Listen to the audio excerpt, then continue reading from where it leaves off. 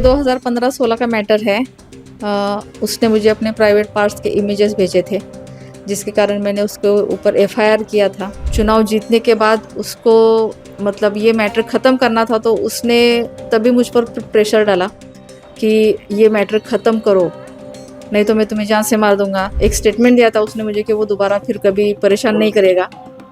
उसके बावजूद भी वो मुझे परेशान कर रहा है, मेरी बदनामियाँ कर रहा है, मेरे परिवार की बदनामियाँ कर रहा है। 2015-16 का मैटर है। उसने मुझे अपने प्राइवेट पार्ट्स के इमेजेस भेजे थे, जिसके कारण मैंने उसके ऊपर एफआईआर किया था। एफआईआर करने के बाद भी उसने जो है मुझे बदनाम करना नहीं छोड़ा, मुझे धमकियाँ देना नहीं छोड़ा। जान से मार डालूँगा, ख़त्म कर दूँगा, परिवार ख़त्म कर दूँगा, ऐसे धमकियाँ जो है मुझे बार-बार मिलती रहती थी।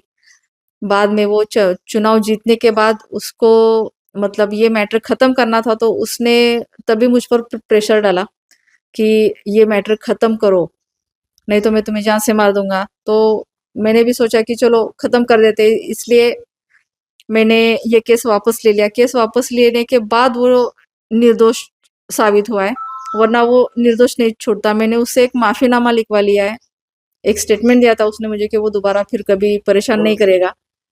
उसके बावजूद भी वो मुझे परेशान कर रहा है, मेरी बदनामियाँ कर रहा है, मेरे परिवार की बदनामियाँ कर रहा है, जिसके कारण जो है मैं 17 मार्च 2025 को अनशन पे बैठने वाली हूँ। जो आपके पास उन्होंने माफीनामा दिया है वो आपके पास अभी है क्या? हाँ, दिखा सकते हैं? है, है। दिखा सकती हूँ मैं आपको, ये उसका माफ़ीनामा है जो कब कोर्ट दिया में था माफीनामा? 2019 में दिया था, ये मुझे लिखवा के उसने मुझे।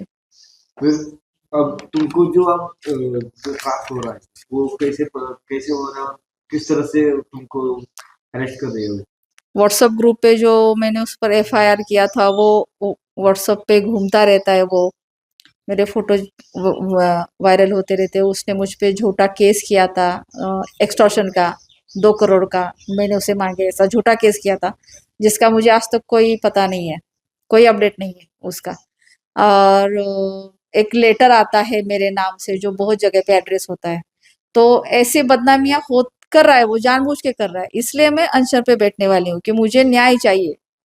कोई जो उन्होंने प्रेस की अभी विधिमंडल वहाँ उन्होंने ये भी बोला है कि विपक्ष के जो लोग हैं वो तुम्हारे साथ हैं और ऐसे मेरे पर इल्जाम रख रहे हैं।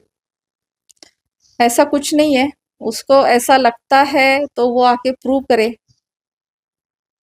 करे वो, और बाद में बोले कि मेरे साथ कौन खड़ा है, विपक्ष कौन है। अभी तो इतना सारा जो चल रहा है आगे क्या करने वाले हो आप ये सब रोकने के मैं लिए? 17 मार्च 2025 को मैं अनशन पे बैठने वाली हूँ मुंबई राजभवन में। मुझे न्याय चाहिए, इसके लिए मैं अनशन पे बैठने वाली हूँ। आने दो, कोई बात नहीं।